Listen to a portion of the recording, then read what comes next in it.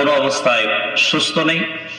যেমন ভাবে ইব্রাহিম আলাইহিস সালামকে বলা হয়েছিল যে আজকে তোমাকে মূর্তি পূজা করতে যেতে হবে। ইব্রাহিম আলাইহিস সালাম বলেছিলেন ইন্নী সাকিব, আমি অসুস্থ। আসলে কি ইব্রাহিম আলাইহিস সালাম শারীরিকভাবে অসুস্থ ছিল?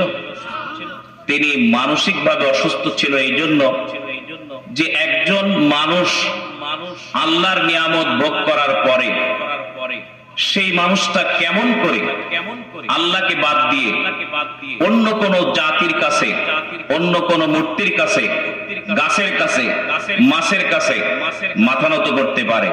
এটা কোনো ইমানদারের, এটা কোনো মানুষের লক্ষণ হতে পারে না। সেই কারণে আল্লাহ রাব্বুল আলামিনের মেহেরবানিতে এই পৃথিবীতে আমরা যারা আছি শারীরিকভাবে সুস্থতা থাকলেও মানসিকভাবে আমরা সুস্থ নেই। কি ঠিক কিনা বলেন?